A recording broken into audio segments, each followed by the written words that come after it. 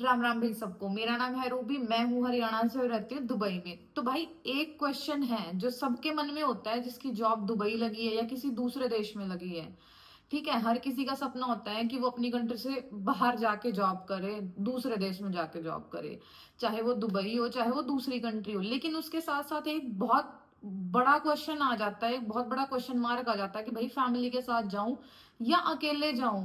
और ये इतना उलझन वाला सवाल है ना भाई, इस बात को सोच सोच के इंसान का दिमाग फटने वाला हो जाता है, लेकिन उसको आंसर नहीं मिलता।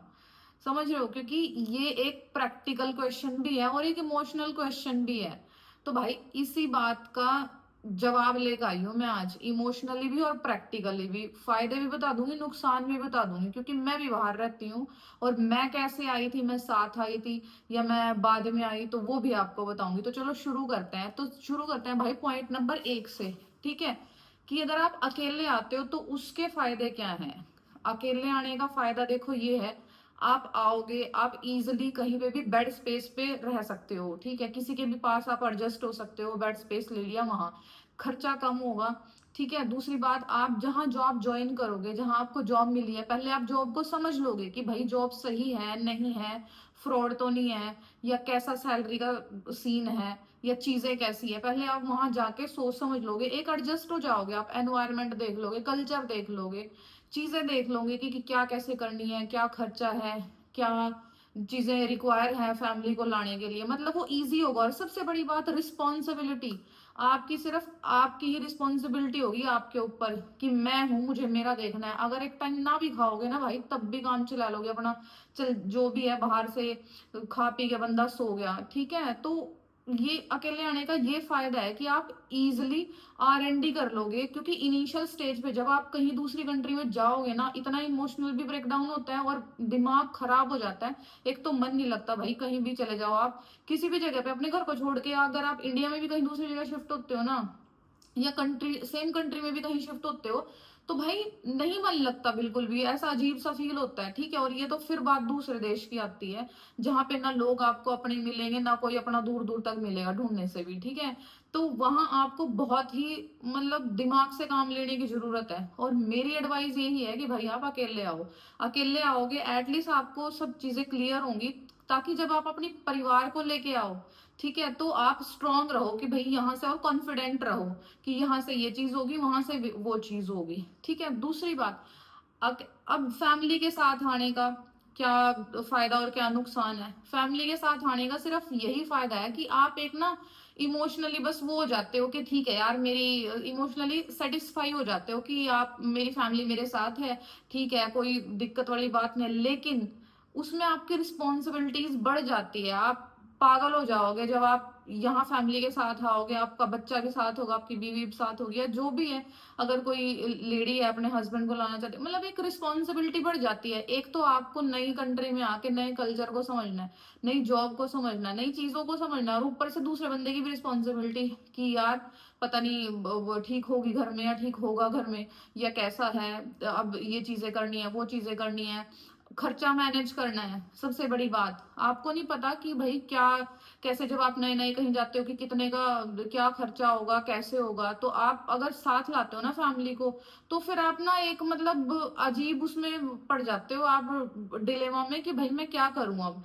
समझ रहे हो? और एक थोड़ा मेंटल स्ट्रेस ज्यादा मेरे हिसाब से वो हो जाता है कि मैं क्योंकि अगर आप अपनी फैमिली को सही से ट्रीट नहीं कर पा रहे बाहर लाके, तो फिर वो कहीं ना कहीं आपके लिए प्रॉब्लम बन जाएगी। आप गिल्ट में चले जाओगे कि यार हम सोच के तो क्या आए थे और यहाँ के क्या हो रहा है। तो फायदा इसी में है कि सबसे पहले आप अपने अपने आप खुद आओ।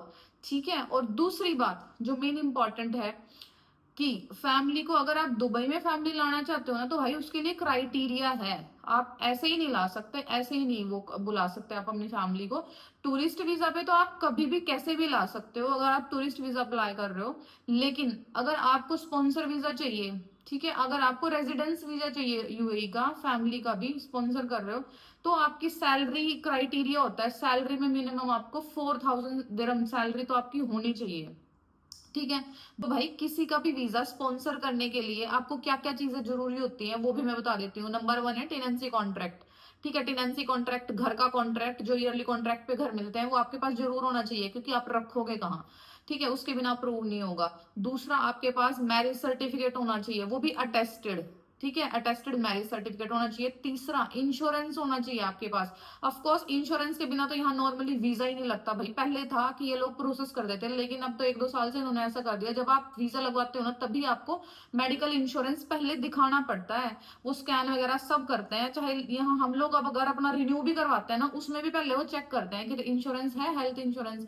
तो जो स्पॉन्सर कर रहा है उसका भी, और जिसके लिए आप स्पॉन्सर कर रहे हो उनका भी हेल्थ इंश्योरेंस लेना पड़ेगा, बिल्कुल फैमिली इंश्योरेंस आपको लेना पड़ेगा अगर फैमिली को ला रहे हो, ठीक है। और आपके पास एमिरेट्स आईडी होनी चाहिए। ऑफ कोर्स अगर आप यहाँ रेजिडेंस हो तभी आप स्पॉन्सर कर सकते हो अपनी फैमिली को। अगर आप खुद टूरिस्ट हो ना, फिर आप स्पॉन्सर नहीं कर सकते। आपके पास यहाँ का वैलिड वीजा होना चाहिए।